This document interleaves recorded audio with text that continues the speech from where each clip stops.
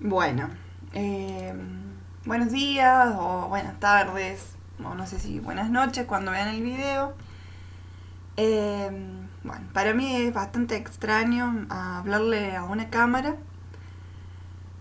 pero vamos a ver qué resulta de esto, si les sirve a ustedes o no. Después me irán también diciendo sus pareceres.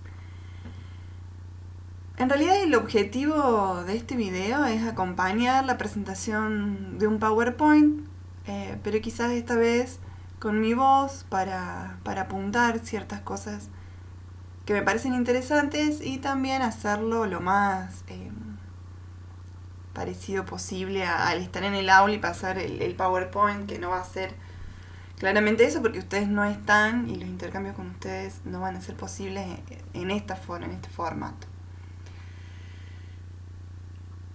Lo que vamos a ver ahora, lo que vamos a empezar a ver son las bases moleculares de la herencia. En el aula virtual tienen todas las consignas, todo bien detallado, qué y cómo tienen que hacer. Esto es simplemente la explicación del tema. Esta actividad, que también, igual a la otra, tiene como dos objetivos. Uno es el entrenamiento en la lectura de un texto que es universitario. Eh, la lectura que les propongo es de un libro que se usa en la universidad, entonces me parece interesante empezar a practicar eh, lecturas, que no importa luego uno hacia dónde dirija sus intereses o lo que va a estudiar, la práctica de lectura nos sirve siempre. Algunos me han comentado en relación a la actividad anterior que la lectura del texto se les dificultó un poco. Y sí, porque es una lectura compleja, con mucho vocabulario técnico nuevo. Por eso, bueno, la intención de este PowerPoint es acompañar la lectura. El PowerPoint está hecho con la información y el orden del texto para ayudarlos en el seguimiento de la lectura. Pero además algunos quizás consejos. Necesito una lectura, este texto atenta, detallada. eh, bueno, ¿qué quiere decir? Nos tenemos que sentar a leer. No queda otra. Y esto de la lectura también es una práctica. Necesitamos, nada, como aprendemos a andar en bici, también necesitamos aprender a sentarnos a leer, y es una práctica que va mejorando mientras más la practiquemos. Entonces, yo les recomiendo sentarse y tomarse el tiempo. No son muchas páginas, eh, pero que se tomen el tiempo de leerlo las veces que sea necesario, que subrayen, que busquen todas las palabras que necesiten buscar, que se armen, como hicimos en el trabajo pasado, un glosario si lo necesitan. El glosario no es para que me lo entreguen a mí, es para ustedes, eh, para que puedan volver todo el tiempo a esas palabras claves y nuevas. Bueno, eso por un lado en relación a la lectura, y por otro lado, lo que vamos a empezar a ver es cada vez vamos haciendo más un zoom, digamos, sobre el núcleo de la célula, y vamos a empezar a ver las bases moleculares de la herencia. Que hoy sabemos que las bases moleculares de la herencia tienen que ver o están en el ADN. El objetivo es, en lugar de recopilar y hacerles llegar y leer la información de qué es el ADN hoy, para qué sirve, cómo ordena o codifique la información de la vida, lo que nos vamos a detener hoy es en un recorrido histórico que se ha hecho para llegar hasta lo que hoy sabemos en relación al ADN. Es decir, más allá de lo que vamos de la estructura, que lo vamos a ver en próximas clases, lo que más me interesa en este momento es poder analizar ciertos postulados, ciertas experimentaciones que se han hecho, los fundamentos de esas experimentaciones, las preguntas que han ido surgiendo a lo largo de la historia. Porque por más que hoy sepamos y tengamos claro que el ADN es una herramienta fundamental, por ejemplo, para identificación de personas, para paternidades, para la fabricación de alimentos transgénicos, de semillas transgénicas, para la producción de fármacos, de vacunas y un montón de otras utilidades. Hace unos 70 años recién que se descubrió la estructura molecular del ADN. Entonces, en realidad no es una historia tan vieja la que vamos a contar hoy, es más bien reciente. Bueno, me voy a desaparecer ahora porque cuando ponga la inicial presentación desaparezco, así que empezamos. Habíamos nosotros visto ya, y en relación también a lo que vimos la clase pasada, o las actividades pasadas, en relación al ciclo celular y a la mitosis, habíamos visto que todo ser vivo viene de otro ser vivo. Y esto desprende el postulado de la teoría celular de que toda célula viene de otra célula. Y es lo que estuvimos viendo, ¿no?, en la mitosis, en el ciclo celular, sobre todo en cómo la mitosis asegura la división equitativa del material genético a una célula y a otra para que ambas puedan vivir. Ahora, la pregunta es, la que nos compete hoy es, ¿qué papel tienen las moléculas de ADN en estos postulados? Y tomo acá rápidamente dos placas que ya habíamos visto en algún momento cuando estuvimos en clases presenciales, que ya en 1882 Fleming había empezado a ver esto mismo que estuvimos viendo con la mitosis, de que había algo que se duplicaba y que luego era dividido equitativamente en dos células hijas. Esta célula podríamos decir que está en metafase, según lo que vimos la semana pasada, y algo que quiero aclarar que por ahí generaba algunas confusiones en ustedes, la diferencia entre cromatina y cromosoma. Ya vamos a ver que químicamente son lo mismo. Ambos son ADN y ambos son la suma de ADN y proteínas. La diferencia es que la cromatina está en la interfase de la célula, en la fase en que crece, en que se replica el ADN en las organelas, pero al momento de la división, esa cromatina se condensa, se hace grumos y se vuelven cromosomas. ¿Qué serían estos? ¿Sí? Estos bastoncitos que veía Fleming. Esta célula, por ejemplo, estaría en anafase. Y otra cosa de las que habíamos visto también, que ya nos iba dando indicios de que en el núcleo había algo que tenía las indicaciones o las instrucciones para hacer cosas en las células, es el experimento de Hammerling con el alga acetabularia. ¿Qué hizo Hammerling? Acá estaba el núcleo, ¿se acuerdan? Y este era el sombrero como el citoplasma.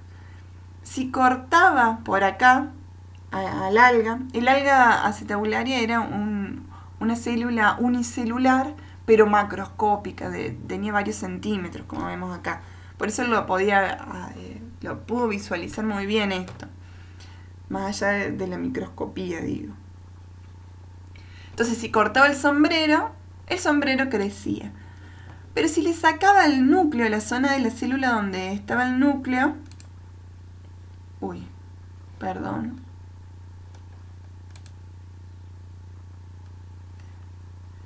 si le sacaba la parte de la célula donde estaba el núcleo, la célula no volvía a producir nada, quedaba ahí. O sea, en el núcleo verdaderamente había algo, según lo que había visto Fleming y otros, había algo también en los cromosomas que indicaban que eran portadores de información hereditaria. Pero había algunas preguntas que quedaban por responder. ¿Cuál era el compuesto químico que porta la información hereditaria? Es decir, en los cromosomas estaba. Ahora, ¿cómo se hacía esto químicamente? ¿Y de qué manera puede este compuesto duplicarse y transmitirse a la descendencia? Entonces vamos a empezar ahora por algunos puntos de la historia y de personas en la historia que han ido dejando sus legados, sus conocimientos para llegar a lo que hoy sabemos en relación del ADN. Podríamos empezar con Friedrich Miescher. La pronunciación de estos científicos se las debo, pero bueno. Él en 1869 fue quien aisló el ADN por primera vez, aunque en realidad sin saber lo que estaba haciendo. Él se estaba dedicando a estudiar las partes de la célula.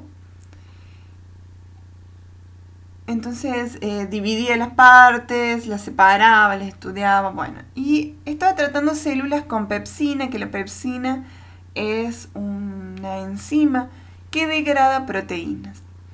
Entonces digería gran parte de la célula, pero no el residuo. Había algo, un residuo nuclear, que era distinto a los otros componentes, que en realidad no eran lípidos, no era ni proteínas, y que era algo blanco, azucarado, era ligeramente ácido y contenía fósforo.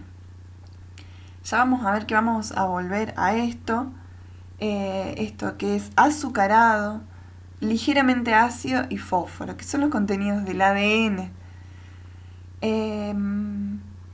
Entonces, él estaba empezando a caracterizar y aislando el ADN, pero no tenía idea de qué era, ni cuál era en realidad la función metabólica y biológica de esta sustancia que estaba en el núcleo, y que por estar en el núcleo la llamó nucleína. Albert Kossel, que fue un bioquímico alemán, en 1885 pudo determinar que esta nucleína que había aislado Miescher en 1869 en realidad estaba compuesta por dos tipos de moléculas, las proteínas y lo que él llamó ácidos nucleicos. El ácido nucleico es el ADN, ¿sí? Pero la nucleína, que sería en realidad los cromosomas o la cromatina, en realidad esto es formado por proteínas y por ácidos nucleicos, por proteínas y ADN. Phoebus Lieben fue un bioquímico también, y en 1920 lo que hizo fue determinar la estructura o el componente químico del ADN. Él pudo determinar que los ácidos nucleicos, vuelvo para atrás, o sea, la nucleína estaba formada por proteínas y ácidos nucleicos. Él pudo determinar la estructura de estos, es decir, del ADN. Los ácidos nucleicos están formados por nucleótidos. Esta es una nueva palabra, es decir, el ADN o los ácidos nucleicos, que son sinónimos, están formados por nucleótidos. Es decir, así como las proteínas son uniones de aminoácidos, el ácido nucleico o el ADN son uniones de nucleótidos. ¿Sí? Es eso. El ADN son nucleótidos unidos entre sí. ¿Qué es un nucleótido? Un nucleótido tiene tres componentes. una base nitrogenada. Y solo hay 4 tipos de bases nitrogenadas en el ADN. Solo 4. Adenina, guanina, citosina y timina. Están formados por un azúcar, una desoxirribosa. De acá viene el nombre ácido desoxirribonucleico, así se llama el ADN. Ácido desoxirribonucleico. Y un grupo fosfato. Acá tenemos estas bases nitrogenadas. La adenina, la guanina, la citosina y la timina. Estas 4 son partes del ADN. Este uracilo cambia en el ARN, en lugar de timina tenemos uracilo. Por ahora nos vamos a interesar solo en estas 4. El azúcar desoxirribosa es igual en todos los nucleótidos. Es esta. Y fíjense, algo importante que vamos a necesitar ver después es la numeración de los carbonos de este azúcar. Carbono 1, carbono 2, carbono 3, carbono 4 y carbono 5. En el carbono 5 tenemos un grupo oxidrilo, en el carbono 3 también, y en el carbono 2 se llama desoxirribosa porque justamente a este carbono 2 le falta, digamos, un oxígeno.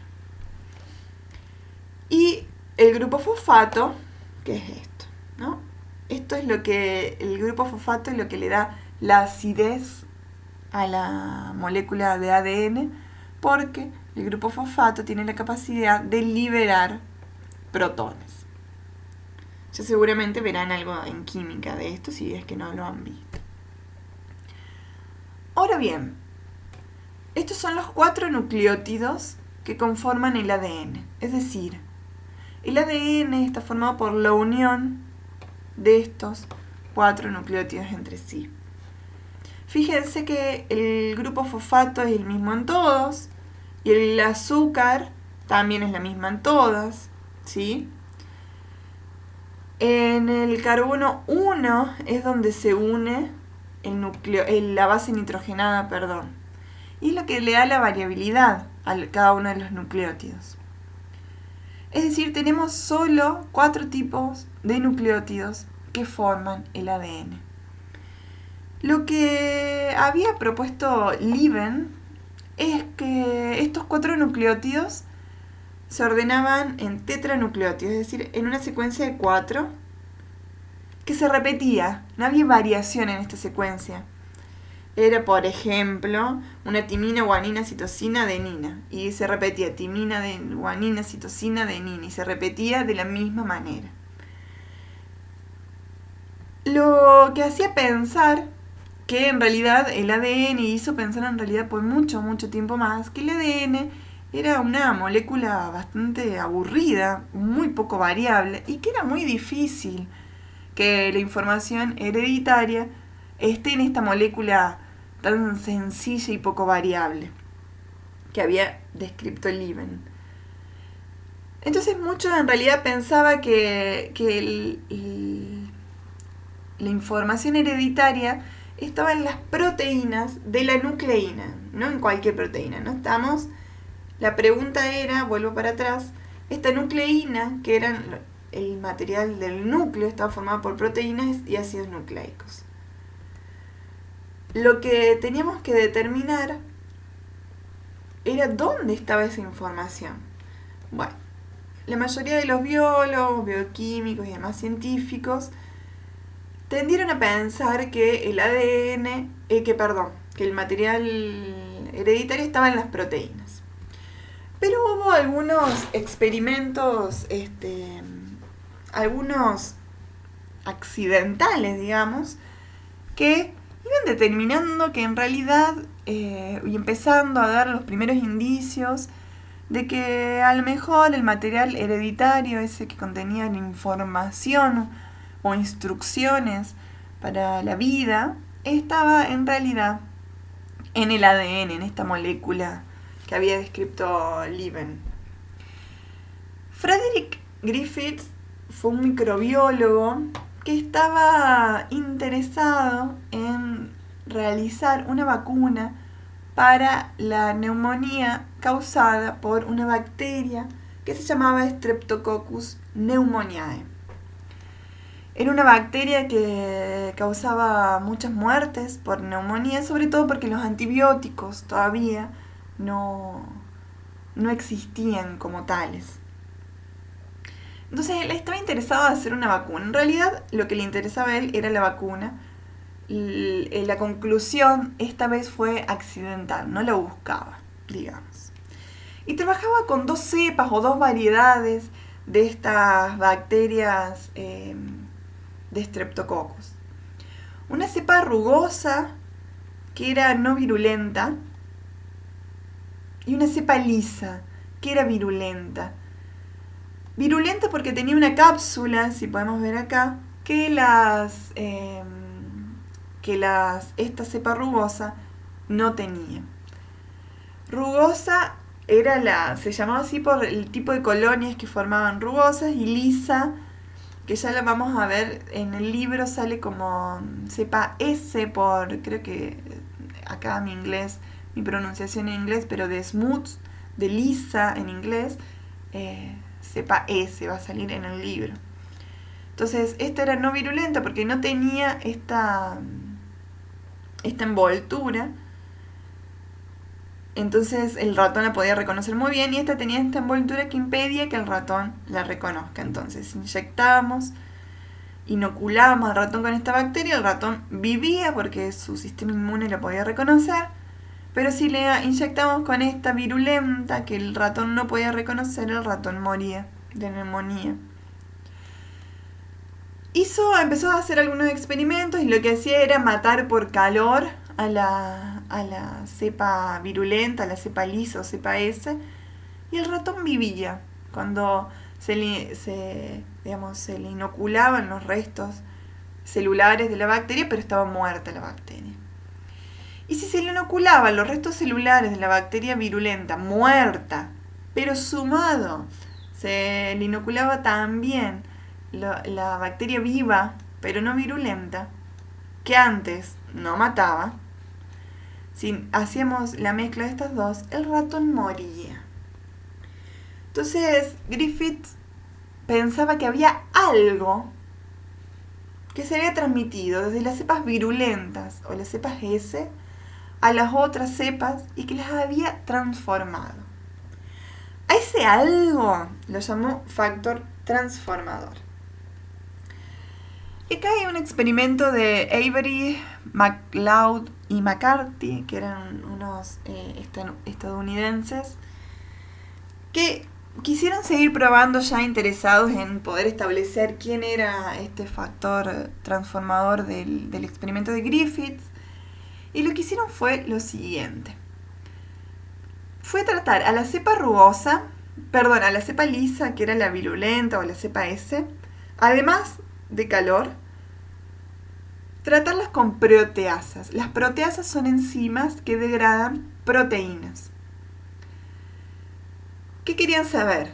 Si las proteínas eran o no eran el factor transformador. Al degradarse las proteínas, es decir, al no tener proteínas, el ratón moría. Pero si a la cepa lisa o la cepa virulenta, además de calor, se la trataba también con desoxirribonucleasas, es decir, son enzimas que degradan el ADN. Al tratar entonces mató las bacterias virulentas, pero además trató esa mezcla con desoxirribonucleasas que degradaba el ADN y después mezclaba todo, el ratón podía vivir. Es decir, que el factor transformador estaba en el ADN, porque cuando el ADN no estaba, porque la desoxirribonucleasas lo habían degradado, el ratón vivía, no pasaba nada. Pero cuando el ADN estaba, porque lo que se había degradado eran las proteasas, el ratón moría.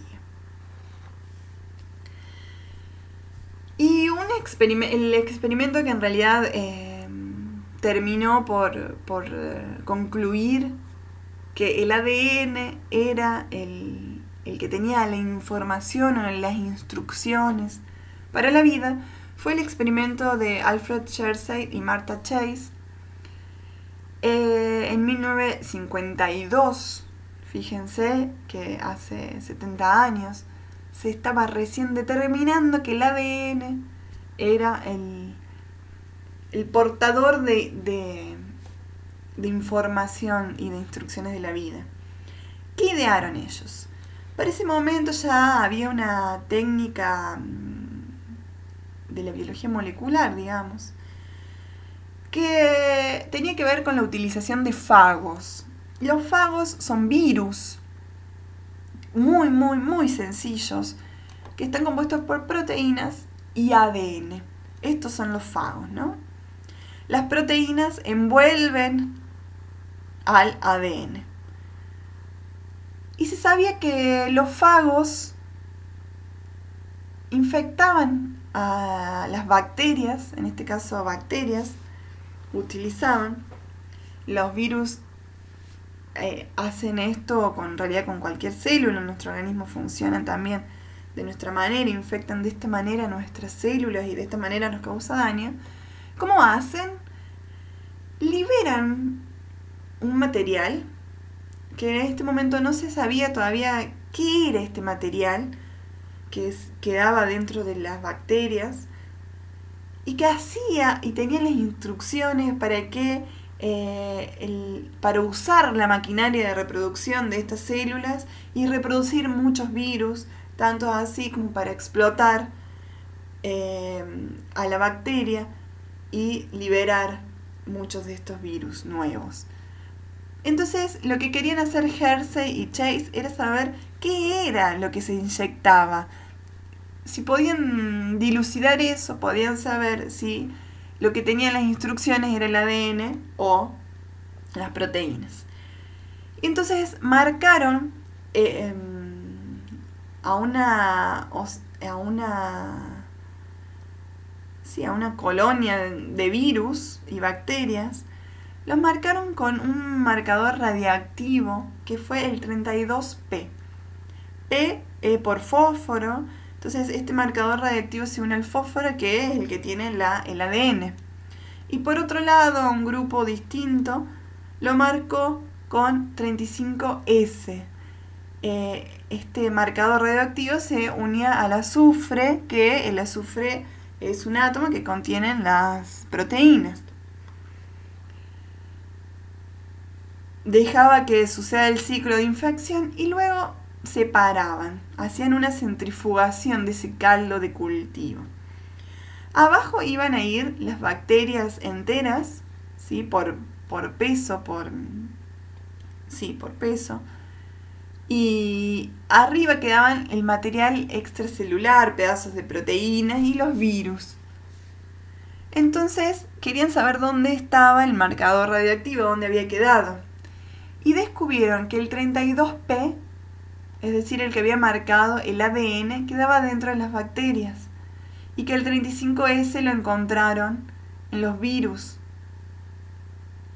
¿Qué quiere decir? Que en realidad pudieron describir que el material, que el ADN era el que ingresaba a las bacterias. Es decir, acabamos de concluir que el ADN es el que tiene la información hereditaria, la información y las instrucciones para la vida, pero faltaba saber de qué manera estaba codificada esta información en el ADN. Y acá vienen los famosos Watson y Crick, que también en 1953, muy cerquita de lo que estaban haciendo Hersey y Chase, ¿qué hicieron? ¿Por qué decimos modelos? En este caso, Watson y Crick no experimentaron. Lo que hicieron fue recolectar toda la información que estaba circulando en relación al ADN y utilizar las teorías o los fundamentos químicos, biológicos y físicos para poder armar una molécula. Esto es un modelo, digamos, no incluyó experimentación, pero sí una explicación acorde a los conocimientos actuales y a la teoría posible. ¿Cuál era la información con que contaba Watson y Crick hasta el momento? Que la molécula de ADN era muy larga y delgada y estaba compuesta solo por 4 nucleótidos. Estos nucleótidos, que es lo que vimos, contenían bases nitrogenadas, guanina, adenina, timina y citosina, por eso eran 4 distintos. También teníamos la información de Chargaff, que fue un científico austríaco, ucraniano, que halló que en cada especie la cantidad de adenina y timina era igual o muy similar y distinta a la cantidad de guanina y citosina, y que además guanina y citosina eran iguales entre ellas. Es decir, que la cantidad de A y T en las especies son iguales entre sí, y que la cantidad de G y C o de guanina y citosina son iguales entre sí.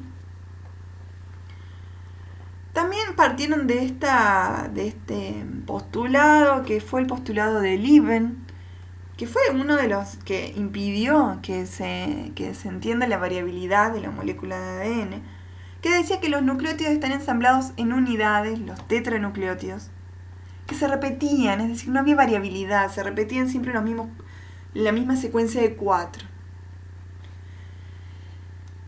Y el trabajo muy importante de Rosalind Franklin, que en el libro tienen un texto bastante interesante para leer en relación a la actividad de Rosalind Franklin, en relación a la actividad de la profesión científica de las mujeres en ese momento. Rosalind Franklin fue la que pudo obtener, a través de difracción de rayos X, que la molécula de ADN era una doble cadena enroscada sobre sí misma, una doble hélice. Este trabajo fue muy importante y en realidad fue uno de la información que tomaron Watson y Crick para construir su modelo.